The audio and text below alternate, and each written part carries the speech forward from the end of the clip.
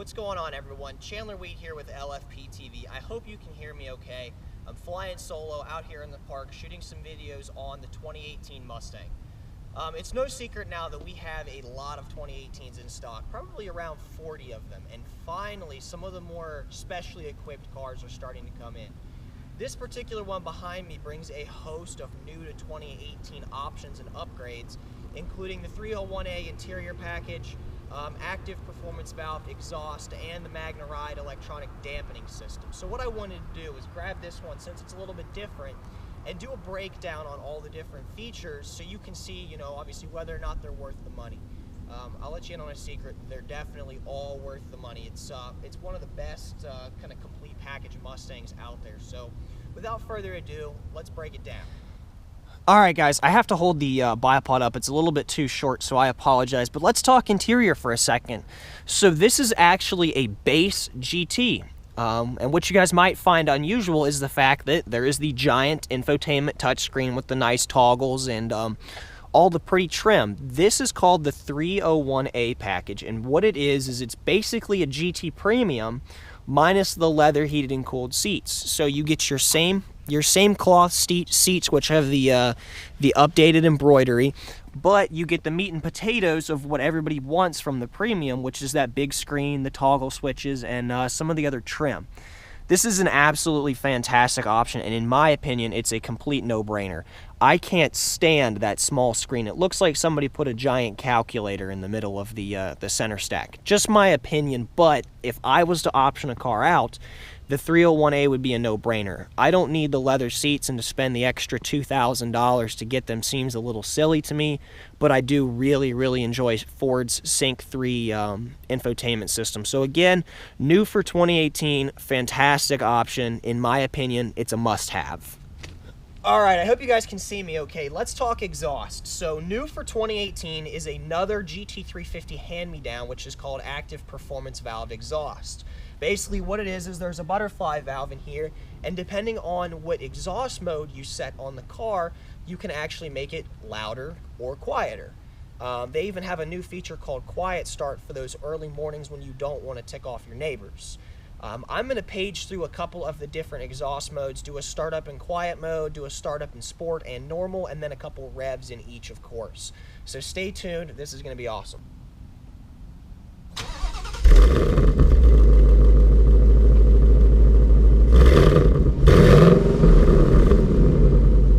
So as you guys can hear, this is quiet mode. It sounds no less aggressive than your grandma's Camry. It's really quiet on startup. It's not going to make anybody mad, but obviously it still gets the job done. Let's switch over to normal, do another start, and see how that sounds.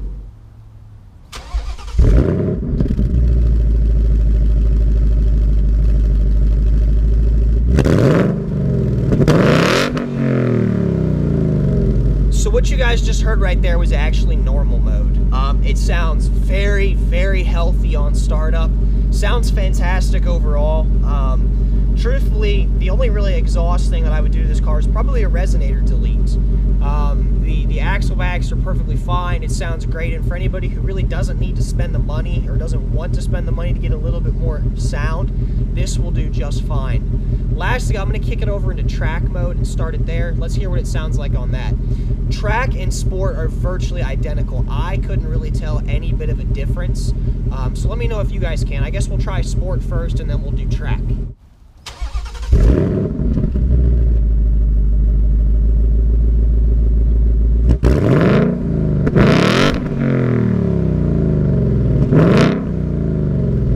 Alright, so that was sport mode. Definitely louder. Let's take a look at track.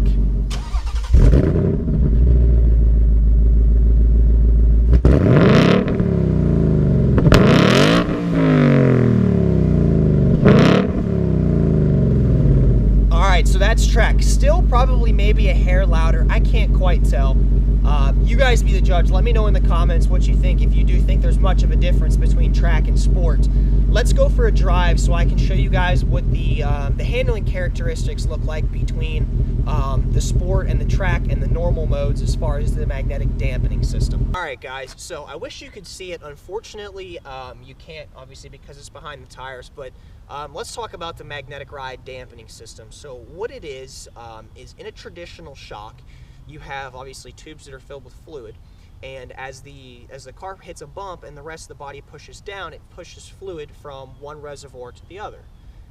The way Ford and several other manufacturers have re-engineered this is they actually take the fluid and fill it with metal particles that when they conduct a charge will actually stiffen or soften. So what happens is our Ford product specialist that brought us a 2018 to demonstrate had a really cool display. Is he actually had two syringes connected in the middle with this same magnetic fluid.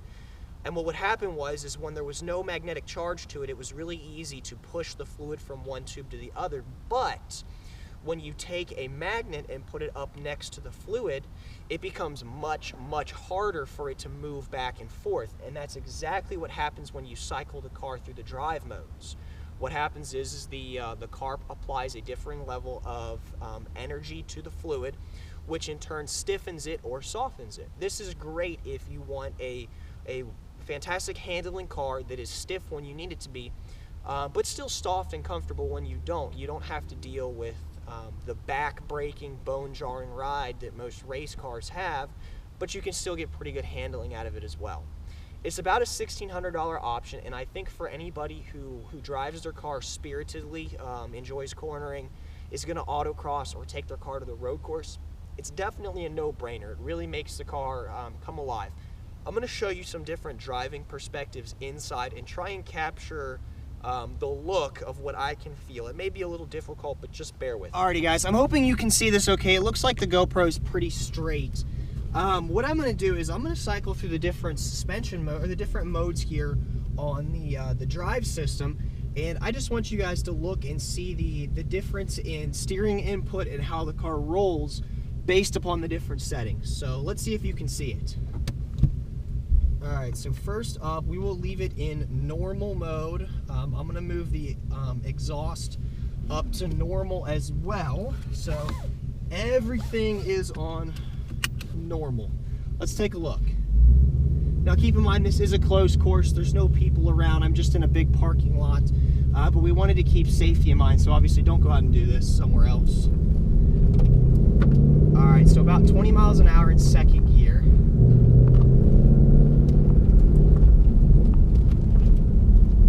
Fairly lively. It seems as though the car's a little bit less direct than you'd want it to be. And again, this is about 20 miles an hour in second gear, just raking the steering wheel back and forth about a 45-degree angle. Alright, so that's normal. Let's take a look and see what it does in sport. Now, the thing that you guys won't be able to see, though, that I can feel is the dampening on the shocks. Every mode that I've cycled through, at least from what I've noticed so far, is that the ride gets much stiffer depending on which setting you're in. Something you can't see, but you can see the effects on the car as far as how the hood moves. So here we go again. This is sport. All right, and 45-degree turns. Again, turning the wheel the same distance, but the car's far more twitchy. It's much more willing to turn. So we'll do it again one more time so you guys can see. And again, 20 miles an hour, sport mode.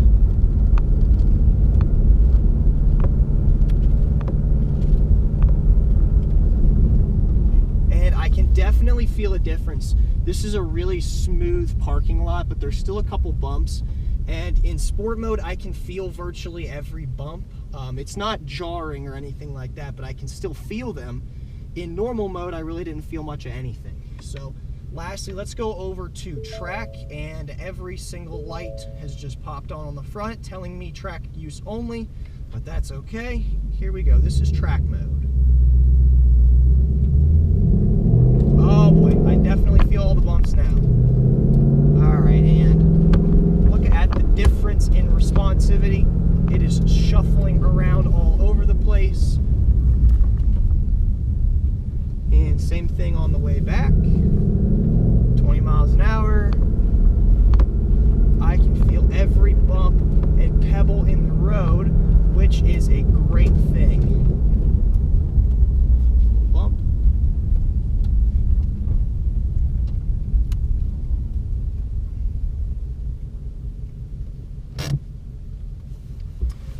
Okay, so I don't know how much of that you guys will actually be able to see. I'm hoping that my description of it and the angle will at least allow you guys to see a little bit of what I'm feeling. But there's definitely a noticeable difference between the normal, the sport, and the track modes. It's more so in the dampening and being able to feel what's actually on the road than it is on the body roll, but it does help. The car does get more precise. And keep in mind, let's see, that was with the steering. Let me put this back into normal. Track mode has its own steering setting, but that was with the rest of it on normal. So I have not played with the steering setting beyond what the mode changes in it to just keep the test equal. I hope you guys enjoyed being able to see that. In my opinion, the Magnetic Ride, like I said, is definitely a worthwhile option for anybody who wants to occasionally, you know, take a nice back road at speed, go do some autocross, do some road course racing, but isn't, you know, willing to invest in a good coilover system or a good set of adjustable shocks and struts and learn how to dial them in. It's a fantastic compromise. It's a fairly reasonable price too, and it would probably be on my options list. I'm going to do a little bit more of a driving perspective with all of these different settings put into place. So if you guys want to watch that, stay tuned. We'll be go find a good road. All right, so I turned this on a little bit early, but there's a reason for it. I'm actually going over a really bumpy road right now, and I wanted to take that time to really highlight the differences in normal, sport, and track. And wow, it becomes very apparent when you take a road that has lots of surface imperfections. The normal was reasonable. The sport is kind of my go-to. It's really not that stiff. But the track was definitely very jarring. You can hear it in the body. You definitely notice the car getting stiffer. So with that said, I'm going to keep tootling on down the road a little bit more, and when I get to my go-to road, I will turn the camera back on. Alright, many of you guys are familiar with where I am right now. This is the infamous left-hand corner that I can never seem to make. But what it gives me is a good opportunity to talk to you guys about an interesting feature that I haven't mentioned and that I'm probably not going to demonstrate. And that is the no-lift shift feature on the 2018 Mustangs. Try and say that 10 times fast. I promise you'll mess up. Basically, what it is when you are going full force and you go to shift, normal manual transmission logic tells you to lift up off of the accelerator long enough to get the car into the next gear. On the 2018 Mustang, they have incorporated a no lift feature, which basically means you just hold the gas to the floor, pump the clutch, and rip it into the next gear. It is very unnatural, very terrifying, but I just did it, and holy cow, is it a lot of fun, and boy does it work. Definitely a feature, probably more for the drag racer than for the road racer, but it's a lot of fun. It makes you feel like a hero because you're more or less power shifting, even though the computer's doing it for you. I think it's an absolutely awesome standard feature. A lot of aftermarket boxes like the N2MB Watt box and some other MSD ignition systems actually have that feature as an option on their little control modules. Ford has seen fit to go ahead and put it in the car, which I think is incredible. So now we're finally on this good road. Let's see what the Magna Ride is all about. You guys might remember on the 18 that I kind of shut up and just drove the car, and I'm probably going to do similar here.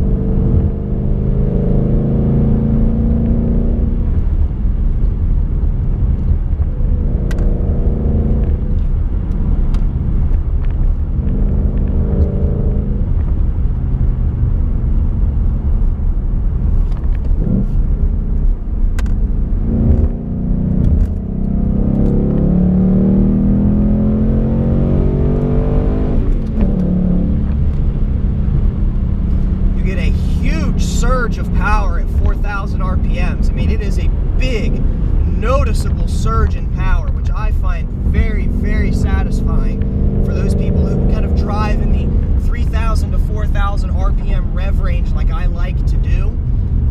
It's very, very satisfying to hit that threshold and then have it really put you back in your seat. A lot of fun.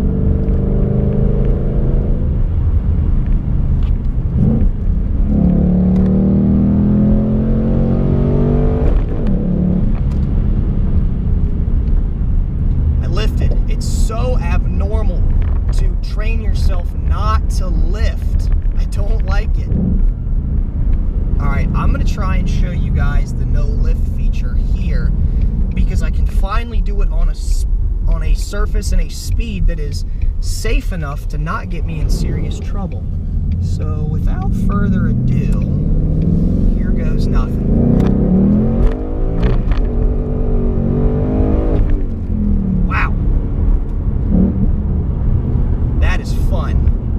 And scary and unnatural and something I'm gonna have to get used to.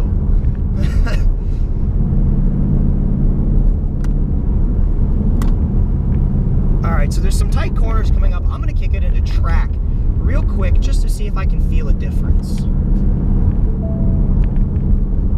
Track only, C manual, all the lights come on. Yeah, we get it. Oh yes. Oh boy. Yep.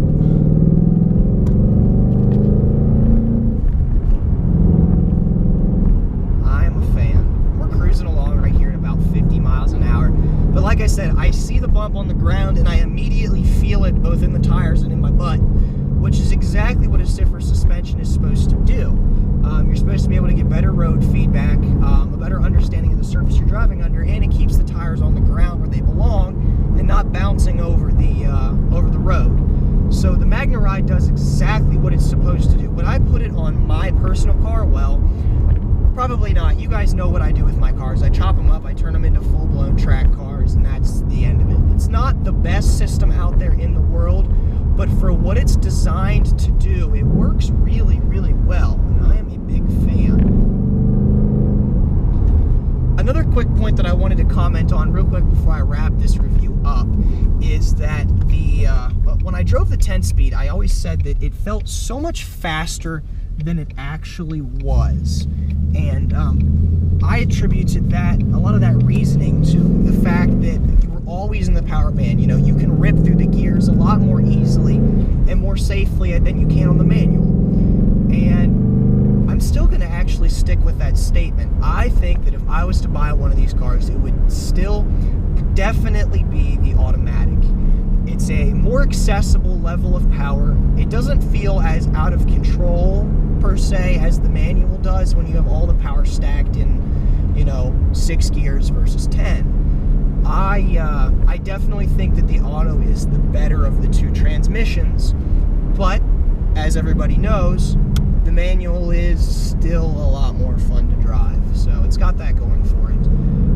Still feels very potent though, definitely a big power increase as far as seat of the pants compared to the 2015 to 2017. Anybody getting into this car will not be disappointed. It feels almost as fast as some of the stock C7 Corvettes that I've driven, and with the MSRP of $10,000 less, you're really getting a lot for your money, even though the price has started to go up. This particular car MSRP is for about $44,000, which means it'll be on dealer lots after rebates and discounts somewhere around $42,000. Lots and lots of car for your money. You definitely will not be disappointed, and still for the value, it's kind of hard to beat. An SS Camaro, a base SS Camaro, is right up there in price with this particular car, and it doesn't have magnetic dampening. It doesn't have, a lot of the things that this comes with. So still definitely a great buy in my opinion. So to see more cars and others like this, guys, we've got over 40 of them. Check us out on the web at www.lebanonford.com, or check us out on Facebook at Lebanon Ford Performance-Mustangs. Take it easy.